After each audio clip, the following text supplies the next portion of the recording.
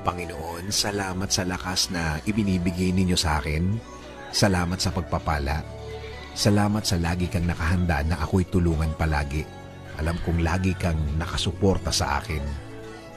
Kahit ang nasa harapan ko ngayon, ang mga nangyayari ngayon, ang mga problemang nasa buhay ko ngayon ay hindi ko maintindihan.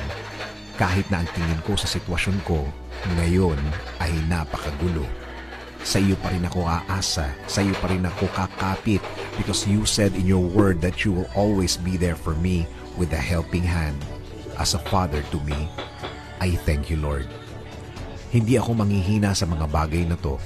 Hindi ako mawawalan ng loob, hindi ako matatakot dahil naniniwala ako na lagi kang andyan para ako ay sagipin sa mga problemadong araw tulad ng mga nararanasan ko, Panginoon. Alam ko, Lord, things will never be the same, na ang lahat ng ito'y magbabago, na ang lahat ng ito'y mabibigyan mo ng sagot, na ang lahat ng ito'y nasa harap ko lang na ikaw ay nagbibigay ng iyong blessings behind the scene.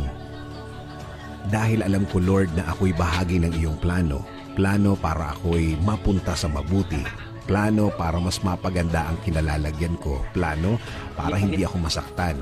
At plano na ikagaganda ng aking buhay, Panginoon. Sa iyo rin ako aasa, Panginoon, sa safety ng aking pamilya. Tuloy niyo po ang pagbibigay ng proteksyon at pagmamahal sa aking pamilya. Tuloy niyo po ang pagbibless sa kanila. At ang aming bayan, Panginoon, huwag niyo rin